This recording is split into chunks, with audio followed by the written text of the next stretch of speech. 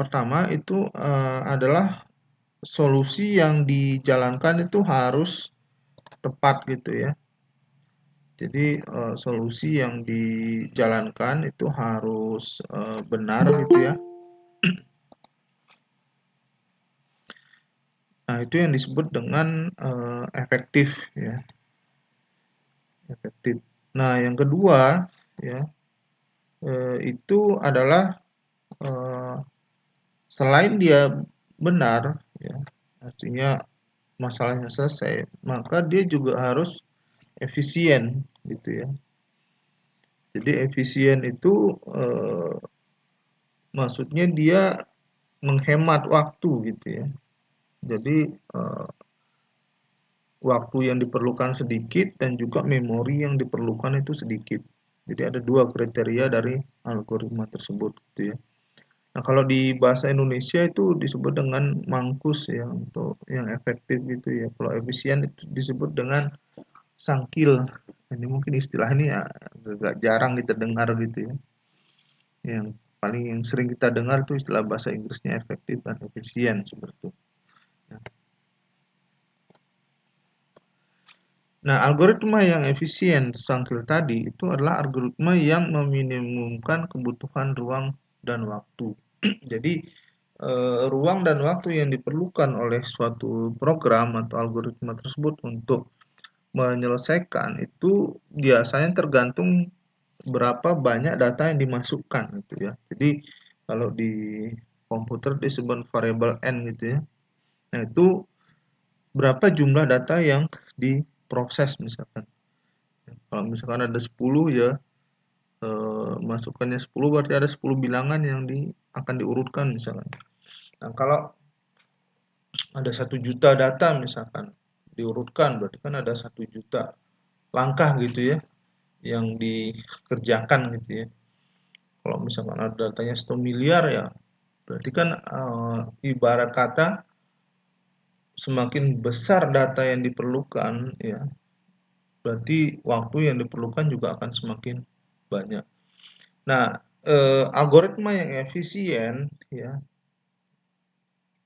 itu bisa kita nilai gitu ya, seberapa bagus dia dalam menyelesaikan masalah-masalah tersebut gitu ya. Misalkan mengurutkan data, misalkan atau mencari nilai tertentu dan sebagainya seperti itu. Nah, kalau kita menggunakan komputer, komputer yang kita kenal itu kan eh, biasanya kan prosesornya Intel gitu ya. Misalkan komputer laptop yang kita menggunakan gitu ya, Core i5, misalkan Core i7 dan sebagainya, itu kan arsitekturnya adalah arsitektur Intel ya, Intel x86 gitu. Tapi selain itu, itu juga ada prosesor lain selain Intel, misalkan prosesor Spark ya, yang dulu dibuat oleh Sun Microsystem ya, dan itu sekarang udah diambil alih oleh Oracle gitu ya. Kemudian ada prosesor AMD juga, ada prosesor apalagi ya.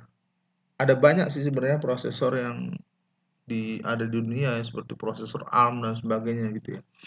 Nah, itu eh, kalau kita bicara eh, satu algoritma ya.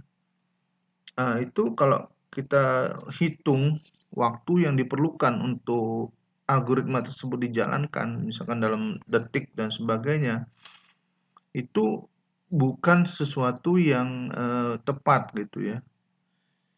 Jadi kenapa seperti itu? Karena komputer itu dengan arsitektur yang berbeda itu pasti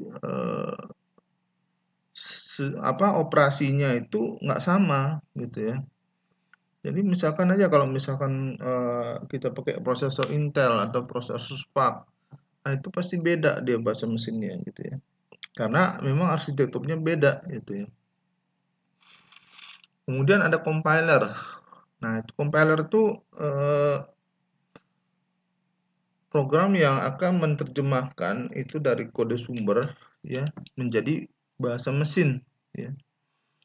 Nah, itu pasti nggak sama juga seperti itu, ya. Jadi model perhitungan kebutuhan waktunya itu bukan detik ya. Jadi kita nggak bisa bandingin apple to apple gitu ya.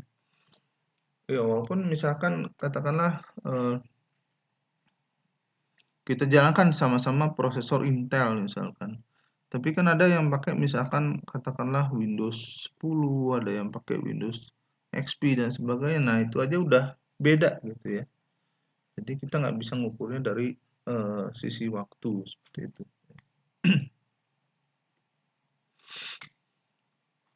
Nah, besaran yang bagaimana kita mengukur kebutuhan untuk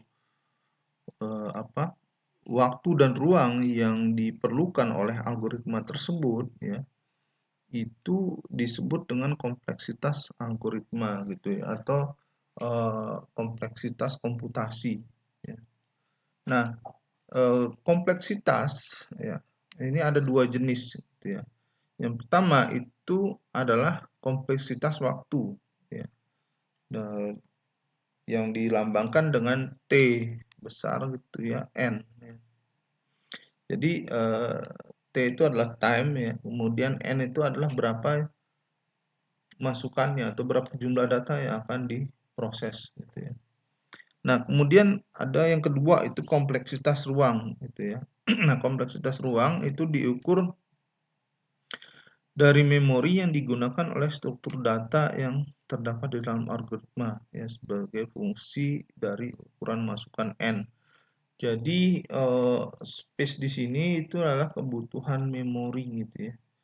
Jadi misalkan data yang akan kita proses apa data, apakah integer, apakah byte, ataukah long integer dan sebagainya, itu kan mempengaruhi berapa besar ruang memori yang digunakan oleh algoritma tersebut gitu ya. Jadi algoritma ya sebenarnya kalau kita menghitung apa ya? Kalau kita menghitung kebutuhan ruangan tadi itu kalau cuman menghitung datanya saja itu sebenarnya dalam prakteknya nggak seperti itu ya. Karena ruang yang dihitung di sini juga termasuk ruang untuk program itu berjalan ya. Jadi kan data itu kan butuh memori tersendiri ya. Kemudian aplikasi kalau dijalankan di komputer di sistem operasi itu juga butuh memori juga gitu ya. Nah, jadi istilahnya semakin besar data yang dijalankan, berarti kebutuhan memorinya juga semakin besar itu. Tapi kalau misalkan programnya, ya dia nggak akan bertambah besar gitu ya. Programnya tetap segitu untuk ukuran memorinya, tapi masukan N-nya ini adalah yang menyita ruangan dari memori komputer tersebut. Gitu. Jadi ada dua jenis ya untuk kompleksitas komputasi ini. Jadi ada yang waktu dan juga ruang. S itu adalah space sebenarnya. S itu space.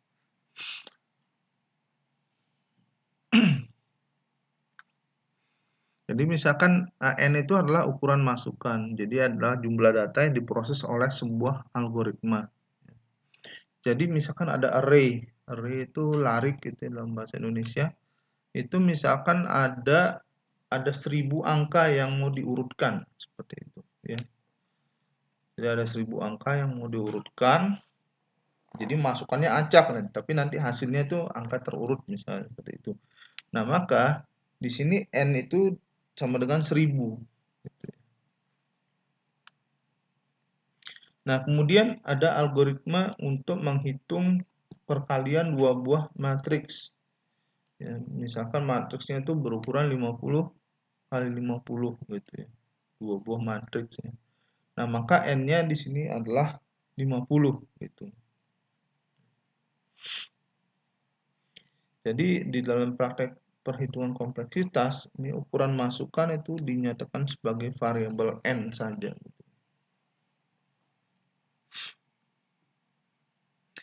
Nah, jadi misalkan ini ada dua algoritma, algoritma A dan algoritma B. Ya. Jadi misalkan besaran masukannya N itu ya, itu belum ditentukan misalkan N. Jadi kalau algoritma A itu dia kompleksitasnya 5000 N, sedangkan yang B itu 1,1 pangkat N. Nah, kemudian masukkan 10 misalnya, kompleksitas algoritma A itu 50.000, kompleksitas algoritma B 3 misalkan seperti itu. Jadi ada perbedaan antara masukan yang sama gitu ya. Jadi ada input jumlah N-nya sama, tapi kompleksitas dua algoritma ini berbeda gitu ya. Nah, itu maksudnya nanti kita memilih algoritma yang mana gitu ya untuk menyelesaikan masalah itu. Jadi ini hanya contoh aja, dengan masukan yang sama akan menghasilkan kompleksitas algoritma yang berbeda gitu ya antara dua algoritma. Nah, kita lihat yang kompleksitas waktu gitu ya. Jadi kompleksitas waktu itu dilihat dari jumlah tahapan komputasi, itu dihitung dari berapa kali suatu operasi di dalam sebuah algoritma sebagai fungsi ukuran masukan. Jadi kalau misalkan di dalam algoritma itu ada macam-macam pekerjaan kan yang dilakukan ya, misalkan baca tulis, kemudian aritmatika, pengisian nilai, kemudian pengaksesan elemen dari array ya, atau juga operasi pemanggilan fungsi atau prosedur. Nah, tapi di sini kalau kita bicara kompleksitasnya itu hanya dilihat operasi yang tipikal atau khas. Jadi operasi yang sifatnya umum untuk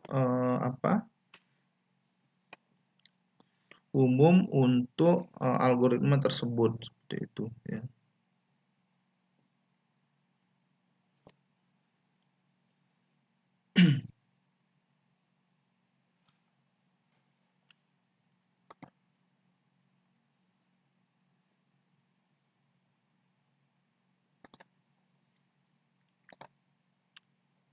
Oke.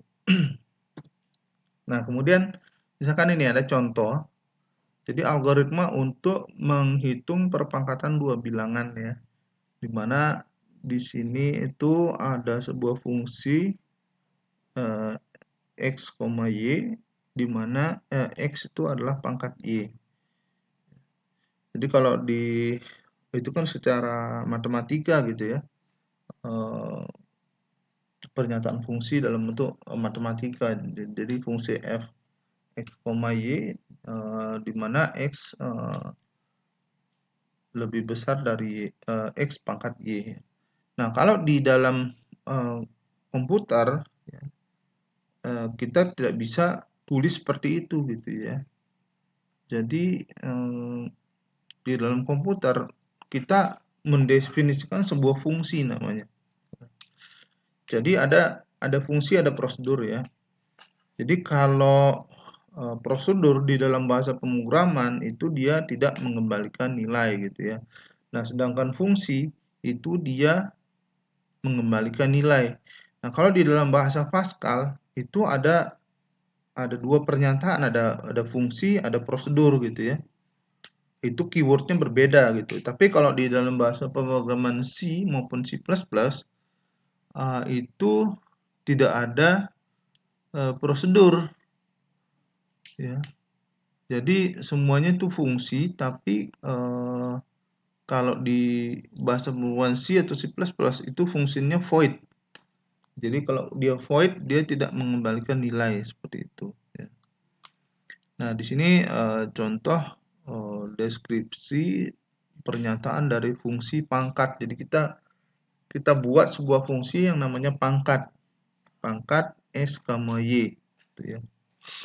Jadi nanti kita akan pangkatkan X itu dengan Y. Jadi misalkan X itu 2. 2 Y itu 3, misalkan 2 pangkat 3. Kalau 2 pangkat 3 kan 8 hasilnya gitu ya.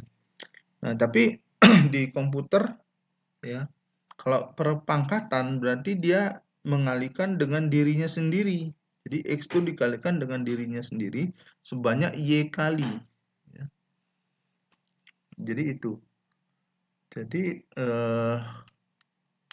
hasilnya itu ya, di awal udah didefinisikan 1. Jadi nanti dari range-nya apa di dalam range 0 sampai Y itu, maka hasil itu sama dengan X dikali hasil. Jadi dia berulang gitu ya. Itu. Jadi diulangi sebanyak Y kali.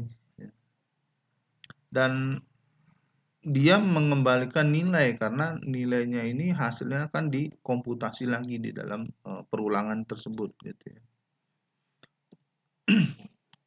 Jadi penjelasannya di sini adalah yang kita lakukan di kode program di atas itu adalah mengkalikan X dengan dirinya sebanyak Y kali. Jadi kalau misalkan X pangkat 3, berarti X kali X kali X. Berarti X-nya sebanyak 3 kali seperti itu. Dan hasilnya itu disimpan di dalam variabel hasil. Gitu. Nah, hasil sama dengan X kali hasil itu dia akan melakukan perkalian X dengan dirinya sendiri. Dan perulangan dilakukan untuk memastikan baris ini, maksudnya hasil sama dengan X kali hasil itu dijalankan sebanyak Y kali, seperti itu. Jadi kalau di komputer itu operator perkalian itu dilambangkan dengan tanda bintang gitu ya. Kalau di matematika kan enggak, kita kalau mau kali ya kali gitu ya. Jadi kalau X ya X gitu. Jadi kalau di dalam matematika ya kita kenalnya X itu untuk perkalian gitu ya. Tapi kalau di komputer ya algoritma itu dia menggunakan operator bintang seperti itu untuk perkalian gitu ya.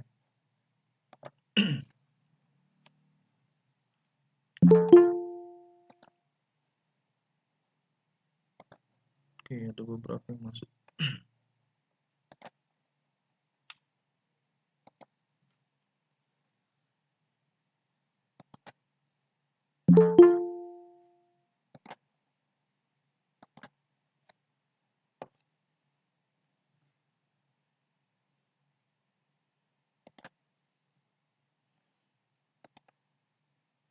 Oke, lanjut lagi. Nah, misalkan ini ada Y1.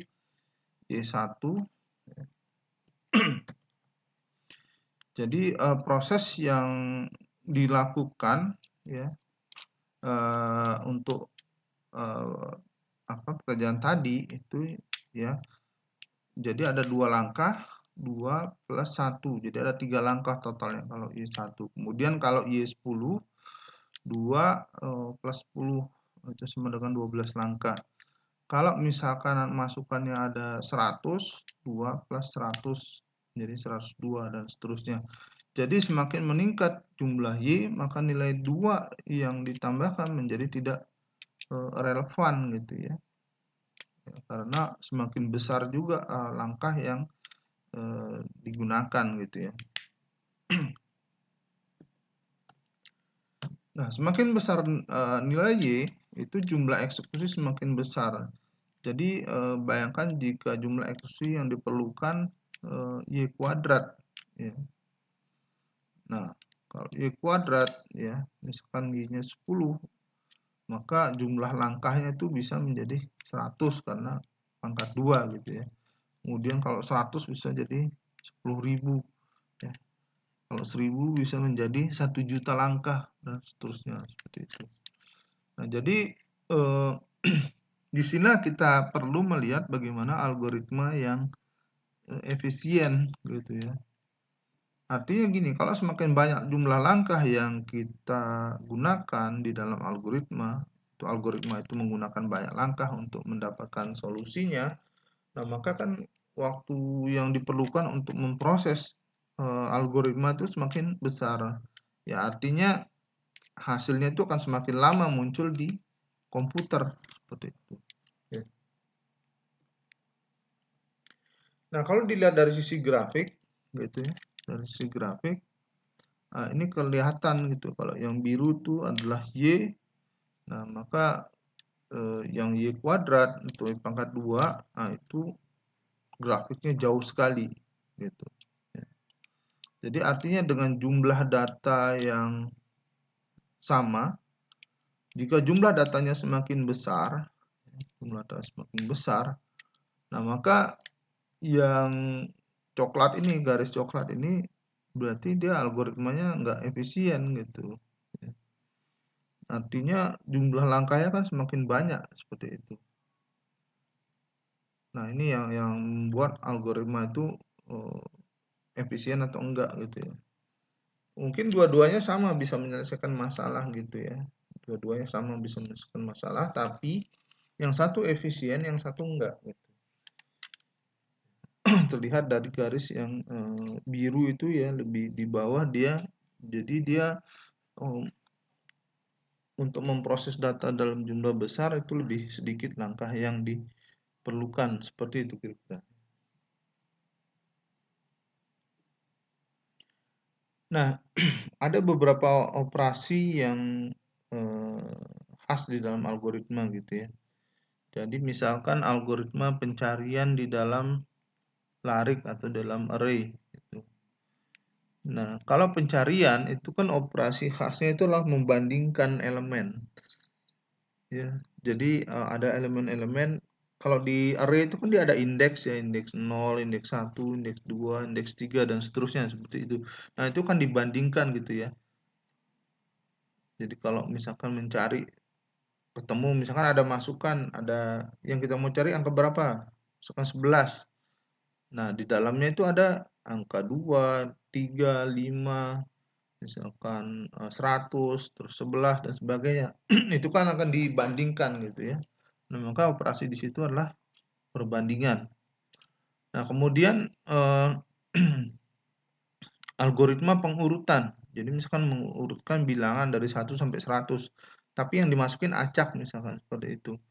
Nah, kan dia diinput dulu misalkan sampai 100, terus nanti diurutkan. Nah, di situ ada dua algoritma ya. Yang pertama algoritma perbandingan dan juga ada pertukaran. Jadi ditukar misalkan lebih besar atau lebih kecil dipindahin. Kalau lebih kecil misalkan dipindahkan ke kiri dan sebagainya. Lebih besar dipindahkan ke kanan dan seterusnya seperti itu. Jadi kalau di algoritma mengurutkan atau pengurutan, operasinya ada dua. Jadi ada perbandingan sama pertukaran elemen. Nah, kemudian algoritma penjumlahan matriks, dua buah matriks misalkan. Nah, itu pasti operasinya itu adalah operasi penjumlahan.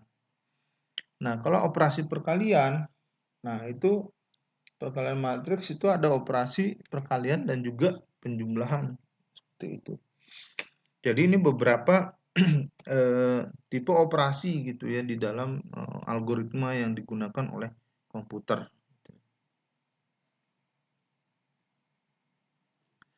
Nah, misalkan ini ada algoritma untuk menghitung rata-rata sebuah larik atau array gitu ya. Jadi algoritma itu adalah kita jumlahkan dulu semuanya gitu ya. Kita jumlahkan dulu semua elemennya, baru nanti rata-rata itu adalah hasil penjumlahan dari semua elemen, kemudian dibagi sebanyak berapa bilangan atau berapa elemen di situ. Jadi misalkan angkanya kan acak, misalkan ada 1, ada 10, ada 12 dan seterusnya seperti itu. Dijumlahkan semua dulu, baru dibagi dengan berapa banyak bilangan yang dimasukkan. Seperti itu. Jadi ini dilakukan menggunakan perulangan for gitu ya. For dari 1 sampai dengan n. N itu adalah banyak bilangannya gitu. Nah, jadi di situ operasi yang mendasar pada algoritma tersebut itu adalah operasi penjumlahan. Gitu. Jadi operasi penjumlahan itu dilakukan berapa kali? Sebanyak n kali kan. Berarti penjumlahan itu dilakukan berapa bilangan yang dimasukkan, misalkan 100 ya berarti kita bisa menghitung kompleksitas waktunya, itu waktu yang diperlukan ya untuk algoritma tersebut ini adalah n gitu. Jadi time tn itu sama dengan n, itu kompleksitas waktunya. Ini contohnya itu adalah menghitung rata-rata untuk sebuah array gitu ya. Nah, kemudian di sini adalah contoh mencari bilangan terbesar misalkan dalam sebuah array yang terdiri dari n elemen atau beberapa elemen.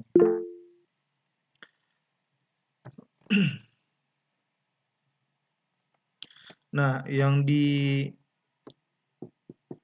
ya, operasi perbandingan di sini adalah kalau mencari bilangan itu kan dia melakukan operasi perbandingan. Jadi kompleksitasnya ya itu untuk pencarian elemen terbesar ya itu adalah n dikurangi 1 gitu ya. Karena dia menghitung membandingkan elemen-elemen tersebut dengan yang bilangan yang dicari. Itu.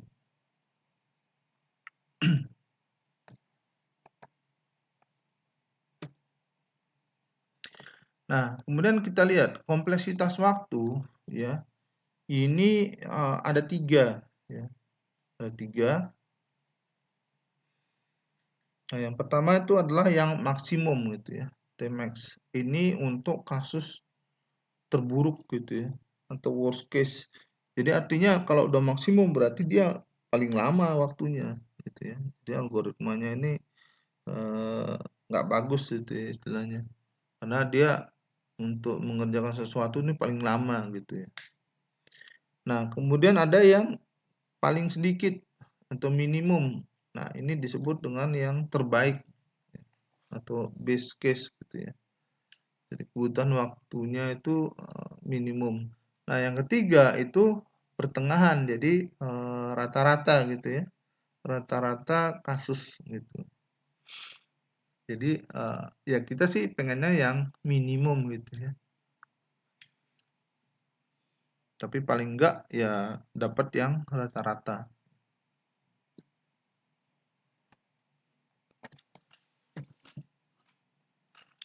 Nah, kemudian di sini ada contoh ketiga itu bagaimana menggunakan algoritma sequential search. Ya. Jadi maksudnya sequential itu adalah pencarian berurutan. Ya. Jadi pencarian di berurutan, ya. Artinya dia akan nyari bilangan, ya, mencari sesuatu angka di dalam suatu array, ya. Kalau dia ketemu dia maka itu hasilnya kan true, gitu ya. Tapi kalau tidak berarti itu false. Jadi dia akan nyari dari indeks pertama gitu kan. Jadi misalkan dari 0, 1, 2, 3, 4 dan seterusnya. Ya. Itu secara sekuensial atau berurutan ya. Nah, itu apakah ketemu atau tidak seperti itu. Nah, jadi yang operasi perbandingan kasus terbaik itu bila A1 itu sama dengan X. Jadi indeksnya misalnya gini, kita mau cari angka 2 atau yang angka 2 lah, misalkan angka 12. Nah, yang kasus terbaik berarti kalau misalkan berapa angka yang kita mau cari, ketika ketik 12. Nah, terus kita cari, ternyata 12 itu ada di urutan pertama, ya kan? Berarti kalau dia ketemu 12, maka kan algoritma itu selesai gitu kan, langsung selesai. Kenapa? Kenapa langsung bubar? Karena udah ketemu, ngapain lagi nyari ke bawah gitu kan? Seperti itu. Itu kasus terbaik. Jadi kita bisa langsung dapat hasilnya gitu ya. Nah, kita langsung dapat hasilnya. Nah, maka T-nya itu sama dengan 1. Ya. Jadi waktunya paling minimal atau sedikit. Seperti itu.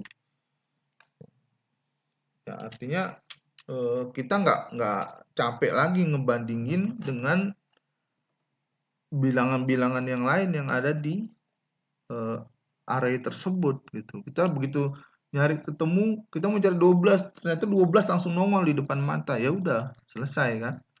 Nah, maka apa? T-nya itu sama dengan 1.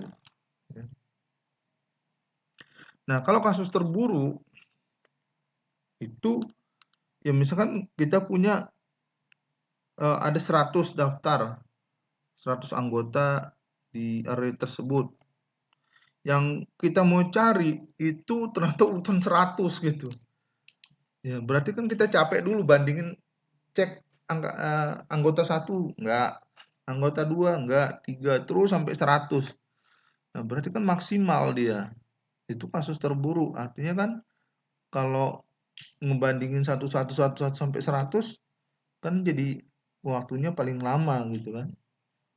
Nah, itu yang kasus terburuk itu kalau yang N tadi tuh. Nah, kasus yang rata-rata itu kalau misalkan yang diketemukan itu pas di posisi yang tengah misalkan, atau 2/3 atau 1/3 seperti itu gitu ya. Jadi itu kasus rata-rata gitu ya. Jadi kalau dihitung waktunya T itu nanti jadi N+1/2 gitu ya, untuk waktu rata-ratanya. Seperti itu. Jadi misalkan ada anggota dua berapa? 21 misalkan, 21 plus 1 22 bagi 2 berarti rata-rata 11 seperti itu. Jadi untuk mencari rata-rata seperti itu. Ya, jadi ini untuk operasi perbandingan seperti itu ya. Misalkan pencarian dan sebagainya seperti itu. Nah, ada notasi atau apa ya? Notasi itu penulisan ya, penulisan untuk fungsi-fungsi algoritma tadi gitu ya. Jadi kita mau hitung efisiennya berapa sih seperti itu ya. Jadi untuk apa? Untuk pernyataan berapa efisien algoritma tersebut itu kita menggunakan namanya notasi asimptotik gitu ya. Nanti ada penulisannya dalam bentuk huruf Romawi gitu ya, atau Yunani gitu ya. Nah, keadaan terbaik ya itu disebut dengan base case gitu ya. Base case itu lambangnya adalah theta. Jadi ada 0 dikasih strip gitu ya, theta. Kemudian kalau rata-rata, average case itu notasinya itu adalah omega. Lambang O seperti ada ekor ya, kiri kanannya itu dibaca dengan omega. Kemudian keadaan terburuk atau worst case itu dilambangkan dengan huruf O besar. Dibacanya big O, O besar seperti itu. Jadi nanti kita selalu untuk yang algoritma itu kasus terburuknya seperti itu ya. Kasus terburuknya yang kita lihat gitu ya.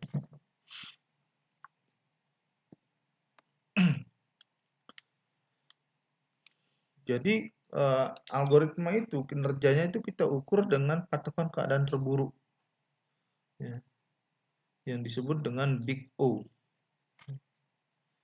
Jadi Big O ini paling banyak digunakan di ilmu komputer, ya, dan juga paling populer itu. Nah, kemudian di situ ada beberapa fungsi Big O, antara lain itu konstan, kemudian logaritmik, kemudian linear, ya, kemudian n log n, kuadrat, dan juga polinomial, dan juga faktorial.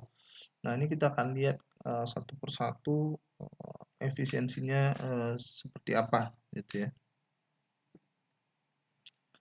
Nah, algoritma yang disebut dengan konstan O1, ya, itu algoritma itu kompleksitasnya itu tidak bertumbuh atau tidak bertambah kompleks berdasarkan urutan yang berapa ukuran data yang dimasukkan, gitu. Jadi dia terima 100 ya tetap 1 gitu langkahnya. Terima 1000 juga tetap 1. Artinya dia tidak terpengaruh dengan ukuran data yang dimasukkan. Dia akan selalu punya langkah yang sama untuk dieksekusi. Jadi contohnya misalkan apa? Contohnya misalkan linked list, ya. Linked list itu atau pointer kalau di bahasa pemrograman C, C++, Pascal gitu ya. Ya, dia tidak ada perulangan, percabangan atau banyak langkah gitu ya untuk menambahkan elemen baru ke dalam linked list. Begitu. Jadi selalu satu langkah. Jadi itu yang contoh yang efisien gitu ya. Nah, jadi kalau dilihat dari grafik, diwakili dari grafik jumlah langkah dia selalu garis lurus gitu ya, dari kiri ke kanan. Itu. Ini kalau kompleksitasnya itu O1. Nah, kalau yang logaritmik, ya, itu kompleksitasnya itu algoritma dia menyelesaikan masalah, membagi-bagi masalah tersebut menjadi beberapa bagian gitu ya. Sehingga masalah dapat diselesaikan tanpa harus melakukan komputasi atau pengecekan, ya, terhadap seluruh masukan. Jadi ini kompleksitasnya itu O log n. Ya. Nah, misalkan di sini ada sebuah algoritma binary search namanya. Ya. Jadi binary search itu dia akan memecah sebuah array itu menjadi dua bagian, baru kita lakukan pencarian gitu ya di masing-masing bagian tadi. Seperti itu. Nah, ini penjelasannya. Langkah yang akan selalu dieksekusi itu pada awal fungsi yaitu inisialisasi lower bound dan upper bound. Jadi batas atas dan batas bawah. Gitu ya. Kemudian yang kedua itu pengecekan kondisi while. Ya. Itu pengecekan tetap dilakukan walaupun tidak ada perbandingan yang dijalankan. Itu adalah satu langkah. Kemudian pengecekan awal itu satu langkah. Kemudian inisialisasi itu satu langkah. Dan yang kelima itu adalah pengecekan kondisi kedua. Ya, kasus terburuk dia masuk pada else dan menjalankan kode di dalamnya. Nah, itu 4 langkah. Seperti itu. Seperti ini. Nah, jadi kita lihat total elemennya, ya. Jadi setelah melalui langkah kelima, ya, jika elemen belum ditemukan, maka kita akan kembali lagi ke langkah kedua.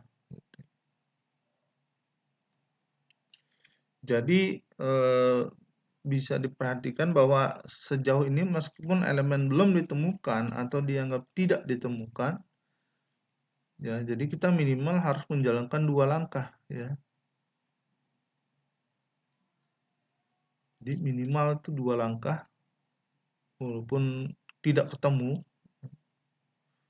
belum ketemu atau dianggap tidak ketemu, itu 2 langkah, dan setiap perulangan while itu ada 7 langkah ya.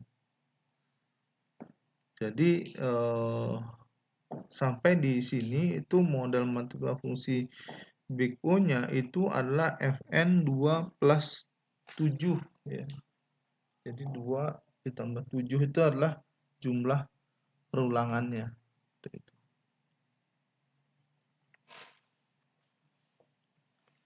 Nah, kemudian pertanyaan berikutnya itu adalah berapa kali kita harus melakukan perulangan ya. Jadi kondisi perulangan itu ditentukan oleh 2 hal, yaitu upper bound ya lebih kecil daripada lower bound, dan apakah list tersebut itu sama dengan yang dicari gitu ya, yang diimplikasikan oleh perintah else. Jadi perhatikan juga bagaimana nilai itu upper bound lower bound itu dipengaruhi secara langsung oleh I ya. I-nya itu adalah perulangannya tadi gitu ya. Jadi bisa dikatakan bahwa kunci dari berhentinya perulangan itu ada pada I ya. Ada I ya. Ini. Jadi kuncinya dia berhenti itu pada I.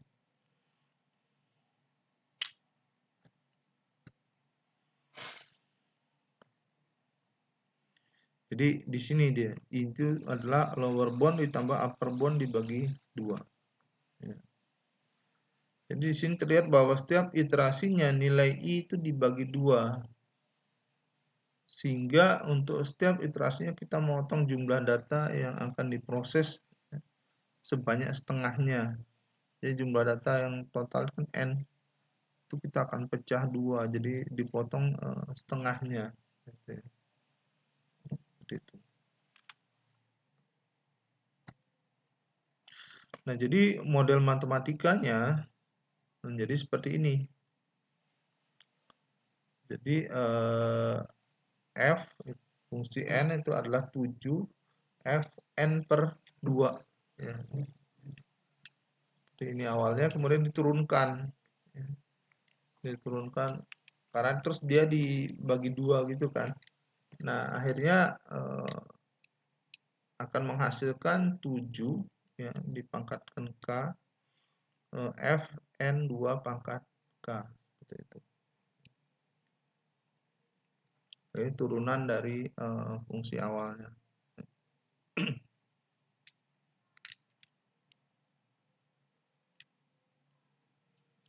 Nah, kita ketahui bahwa dari kondisi ya perulangan berhenti itu adalah ketika sisa elemen list adalah 1. Maksudnya jumlahnya 1 gitu ya. Ya, jadi artinya N per 2 pangkat K itu sama dengan 1. Sehingga N itu sama dengan 2 pangkat K, sehingga K itu sama dengan log 2N. Gitu. Nah, jadi bisa dikatakan bahwa kompleksitas untuk binary search itu adalah O log 2N. Kalau sederhananya ditulis log N saja gitu ya. O log N. Jadi seperti itu. Jadi itu kalau misalkan dalam kasus binary search gitu ya. Sehingga kompleksitasnya ini adalah log N. Jadi untuk kasus binary search itu kompleksitas yang didapatkan itu adalah log N.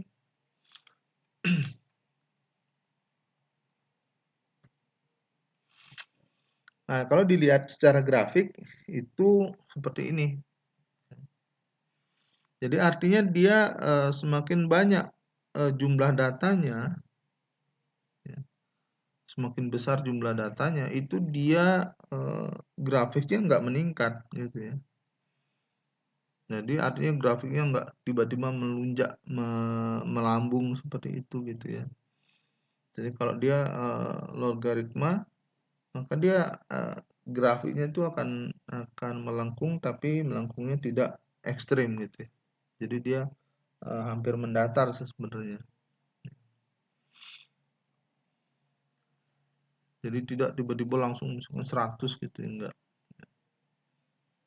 Jadi dia lebih kecil. Artinya jumlah data ini tidak mempengaruhi eh, langkah, berapa banyak langkah yang diperlukan gitu ya. Seperti itu. Nah, ini yang log n gitu ya. Nah, kalau yang linear, linear itu O sama dengan N itu, misalkan kalau ada data 10, ya dia 10 ya.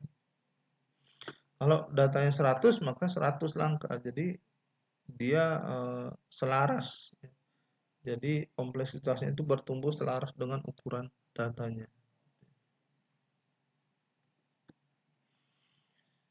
Nah, kompleksitas linear ini contohnya linear search. Kalau tadi binary search ya, binary search itu membagi dua dua apa elemen menjadi dua bagian gitu ya. Tapi kalau linear search enggak, dia satu-satu ditelusuri ya. Jadi ditelusuri dari indeks 0, 1, 2 dan seterusnya. Nah, ini contoh untuk yang kompleksitas linear. Jadi ada 100 data ya 100 kali dia akan ngecek seperti itu. Ya. Linear search. Jadi beda tadi dengan yang binary search. Binary search itu dia log n ya kompleksitasnya. Nah, ini misalkan algoritmanya kita buat ya di dalam pernyataan komputer gitu ya, linear search.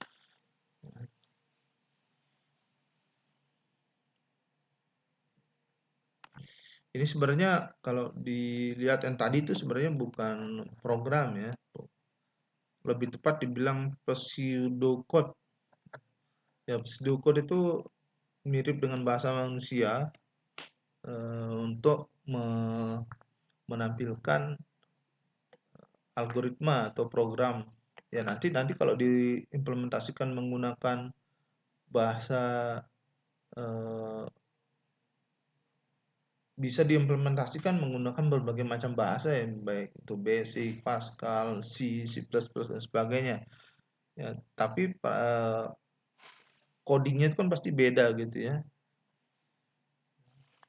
Kalau misalkan pakai Pascal itu tulisnya write bukan print seperti itu. Kalau di C atau C++ mungkin ada printf atau print seperti itu. Ya. Jadi ini lebih tepat sebenarnya disebut dengan pseudocode. Ya. Seperti itu.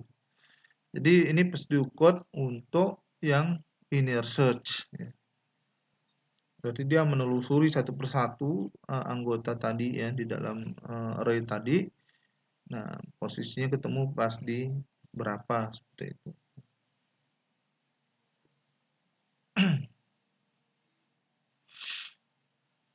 Nah, kemudian di sini dengan cara perhitungan sama perhitungan pangkat itu kita bisa mendapatkan jumlah eksekusi kode seperti berikut gitu ya. Jadi di situ ada kode apa, kemudian eksekusinya berapa? 1. Kemudian pencariannya itu n. Ya, jumlah eksekusi nilai ditemukan 1, return 0 1, nilai tidak ketemu 1, return minus 1 1. Nah, jadi kompleksitas dari linear search itu adalah ya 5 plus n atau terus o n. Jadi istilahnya dia sama dengan jumlah datanya gitu ya. Seperti itu. Nah, kalau yang linear ini itu dia grafiknya ya bisa dibilang 45 derajat gitu ya. Karena dia akan bertumbuh terus ke kanan semakin tinggi, ya. Dia mengikuti jumlah datanya. Jumlah data semakin banyak, maka langkah yang dilakukan oleh algoritma tersebut semakin banyak, gitu ya. Nah, kalau di sini bisa dibilang dia nggak efisien seperti itu. Tapi nanti kita lihat di belakang ya perbandingannya.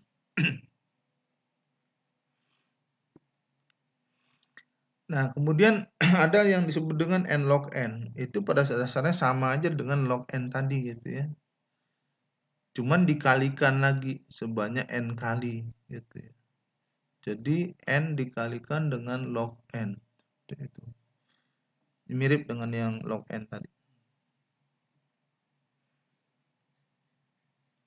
Nah, contoh kasusnya misalkan mencari sepasang bilangan yang kalau ditambahkan dia akan bernilai 0. Jadi kalau dua bilangan yang kita cari ditambahkan menjadi 0.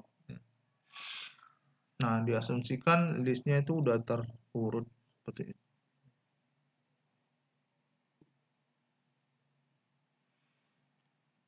Nah, solusi yang paling sederhana itu adalah menelusuri seluruh list satu demi satu. Itu kompleksitasnya n. Ya.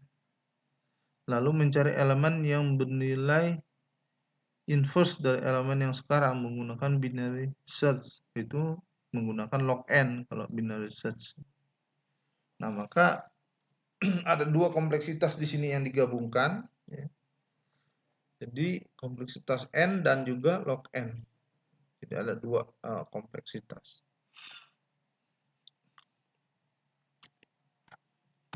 Nah, seperti ini kira-kira pseudocode-nya. Gitu.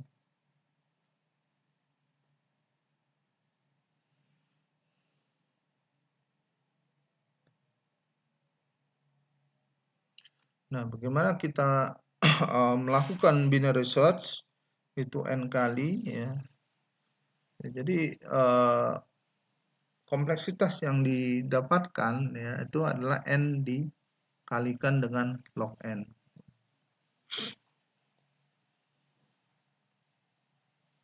Atau simpelnya n log n itu tanpa tanda bintang itu ya. Itu. Nah, kalau dilihat kompleksitasnya itu ya di sini ya. Jadi Pak, mau nanya, ini nggak ada PPT-nya ya? ada. Maksudnya? Oh, di sini nggak nampil sih, Kak. Nggak muncul loh. Kok aneh ya? Sebentar. Tadi sempat muncul sih, cuma sekarang nggak ada. Nggak ada. Sebentar.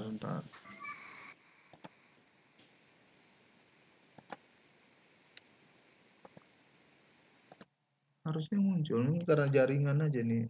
Tempat saya lagi jelek nih. Nah, sekarang kelihatan nggak? Oh, baru muncul lagi, Pak.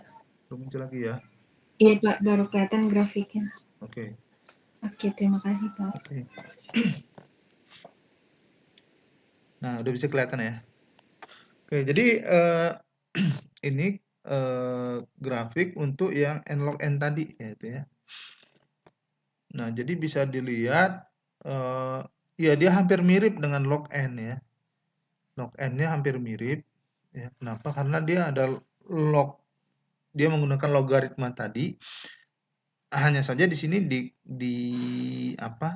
dikalikan dengan n jumlah datanya tadi gitu ya.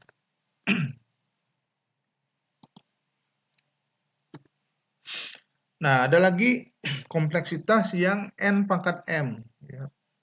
Nah, ini disebut dengan kompleksitas polinomial. Ya.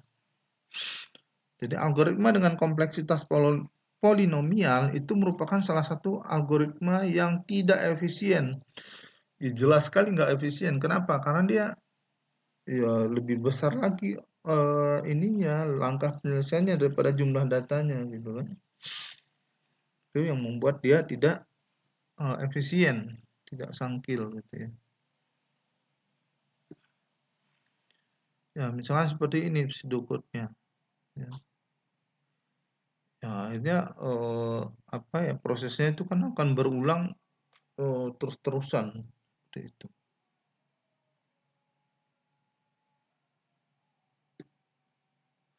Jadi algoritma di pseudocode tadi dia melakukan perkalian antara A dan B dengan penambahan 1 sebanyak B kali.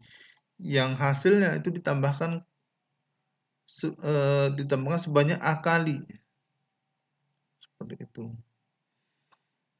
Jadi banyak perulangan yang diperlukan gitu ya. Dan perulangannya itu adalah yang istilahnya looping di dalam looping. Itu jadi looping bersarang namanya, ya, perulangan bersarang.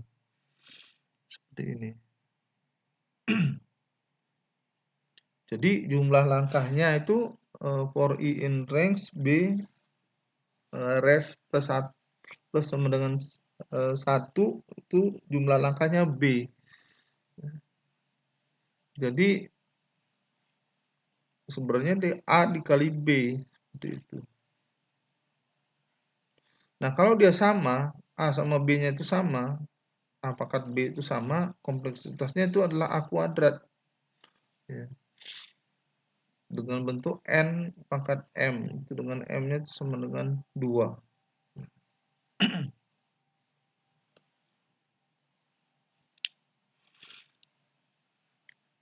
Nah, ini kompleksitas N pangkat M ya. O-nya itu N pangkat M dengan M itu sama dengan 2. Jadi grafiknya kira-kira seperti itu. Ini sifatnya dia eksponensial gitu ya. Jadi semakin ya besar datanya maka jumlah langkahnya juga semakin besar. Nah, kemudian terakhir ini kita bandingkan, kita lihat gitu ya. Kita lihat. Nah, O1 itu pasti selalu di paling bawah gitu ya. O1. Kemudian ada O log N di atasnya. Kemudian ON itu di atasnya lagi. Kemudian N log N. Kemudian N kuadrat. Ada juga 2 pangkat N dan juga N faktorial. Jadi yang warna hijau, kita tuh selalu inginnya ya jumlah langkahnya itu enggak banyak gitu ya. Artinya semakin besar data, bukan yang kita tidak menginginkan pekerjaan jadi semakin lama gitu. Nah, maka yang terbaik itu adalah 1 dan log N. Sedangkan yang rata-rata itu adalah N dengan garis daerah berwarna orange atau coklat itu ya. Dan yang merah yaitu berarti algoritmanya itu agak buruk seperti itu ya. Ya, kita sih inginnya yang dalam batas hijau gitu ya. Tapi gini, nggak semua masalah itu bisa dipecahkan dengan yang log N atau 1. Karena tiap kasus itu berbeda satu sama lain ya untuk inputnya. Itu.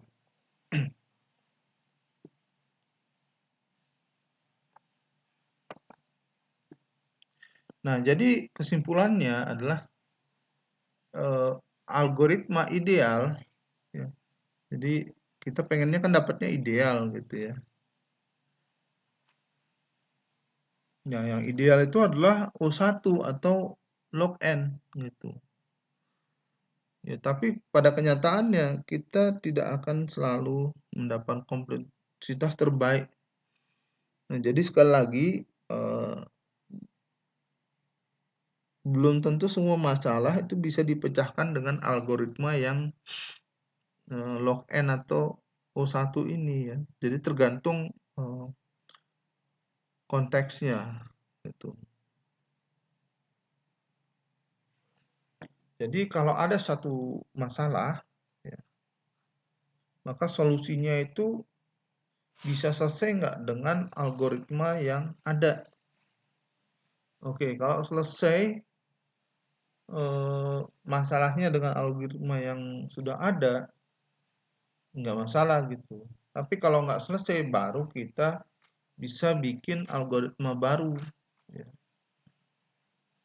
Jadi algoritmanya itu istilahnya menyesuaikan dengan kasusnya.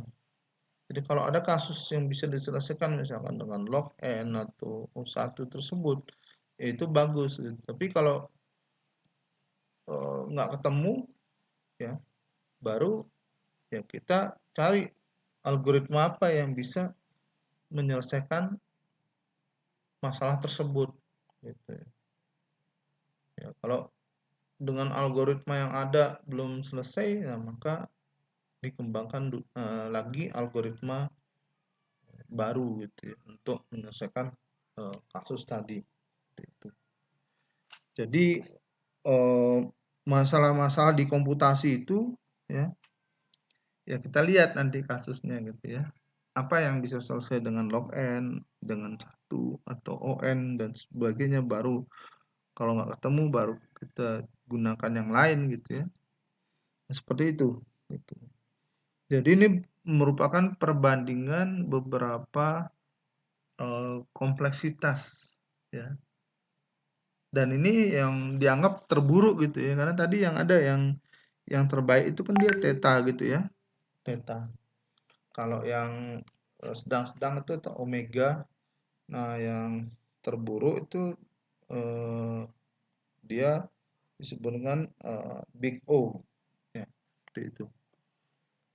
Jadi sekali lagi, nggak semua bisa diselesaikan dengan kompleksitas O1 atau log n. Kita pengennya seperti itu, tapi nggak semua masalah bisa diselesaikan. Tapi yang penting adalah apakah sudah ada algoritma yang bisa menyelesaikan masalah. Kalau ada, udah pakai itu. Kalau masalahnya bisa selesai dengan algoritma itu, ya kita pakai algoritma itu. Tapi kalau belum selesai, ya, nah maka harus cari algoritma yang baru, seperti itu. Jadi ini sebenarnya mendasar gitu ya dari apa? Dari komputasi. Dari komputasi itu, jadi makanya teori bahasa dan otomata itu sebenarnya dasar dari komputasi, ya, dasar dari komputasi modern, ya, dengan mesin Turing dan sebagainya seperti itu. Jadi itulah beberapa hal yang perlu kita ketahui seputar komputasi ini. Gitu ya. Jadi ini disebut dengan kompleksitas komputasi atau kompleksitas algoritma di dalam menyelesaikan masalah gitu ya, menggunakan komputer. Gitu ya. Jadi sebelum ada komputer yang sekarang yang kita kenal itu, makanya ada namanya mesin abstrak itu ya. Mesin abstrak karena orang zaman dulu tahun 1800 mungkin ya, kan belum ada komputer seperti sekarang. Jadi mereka membayangkan aja gimana komputer itu bekerja dan sebagainya seperti itu. Makanya mereka bikin mesin-mesin otomata, kemudian ada berbagai macam mesin itu ya, FSA, DFA dan sebagainya, sampai ada mesin Turing dan sebagainya. Nah itu untuk menggambarkan kinerja komputer yang ada. Nah, jadi mesin Turing itu merupakan cikal bakal komputer yang ada sekarang. Jadi gambaran abstraknya seperti itu. Ya, itu dia materi kita pertemuan 15 ini ya, materi terakhir untuk mata kuliah teori bahasa dan otomata gitu ya. Nah, sampai di sini apakah ada yang mau ditanyakan dulu?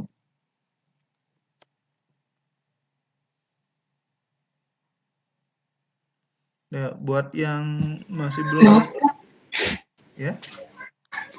mau nanya, itu ada kisi-kisinya nggak ya Pak? Oh, kalau kisi-kisi sebenarnya semua yang udah di ini sih batasan materinya itu dari pertemuan 9 ya. 9, 10, 11, 12, 13, 14, 15. Jadi setelah UTS gitu ya untuk materinya. Ya nggak beda jauh sih seperti yang UTS kemarin sih sebenarnya. Nggak beda jauh seperti itu. Nah kalau ada yang mau oh ya satu lagi saya hampir lupa tadi masalah tugas. Eh, buat yang belum mengumpulkan yang di tiap pertemuan genapnya eh, segera dikumpulkan ya karena itu juga membantu sekali untuk nilai. Ya. Jadi jangan sampai enggak mengumpulkan tugas sama sekali gitu ya. Gitu sih. Itu nanti dikumpulin di e-kampus lagi apa via WhatsApp ya Pak ya? Nah, itu kalau Tugasnya. itu kan udah dikunci sama sistem kalau yang terlambat atau tidak mengumpulkan gitu ya. Eh, inisiatif dari kalian sih sebenarnya kirimkan ke WA saya gitu atau yang ya karena itu udah kan dikunci sama sistem jadi nggak waktunya itu misalkan berapa hari gitu kan jadi di set di situ kalau telat ya udah ngumpulkan ke WA aja via ke WA gitu jadi jangan Oke, sampai baik Pak. Terima kasih ya infonya Pak. jangan nggak ngumpulin ya karena di situ keaktifan kalian untuk belajar istilahnya mau mengerjakan mau belajar mempelajari materinya kemudian me, apa menjawab soal dan sebagainya seperti itu ya.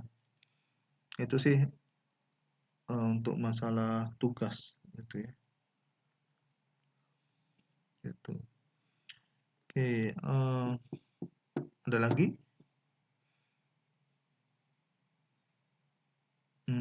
Iya, saya sampaikan di itu ya untuk ujiannya dua pekan lagi ya. Insya Allah tanggal 26 berarti ya. Nggak salah ya. Seperti itu. Oke, kalau tidak ada yang ditanyakan lagi, mungkin saya akhiri sampai di sini dulu ya pertemuan kita.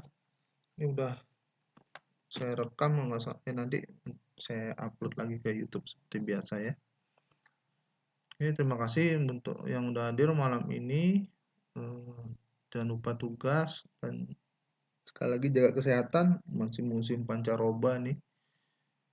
Mungkin sampai bulan Maret atau apa itu ya karena perubahan cuaca.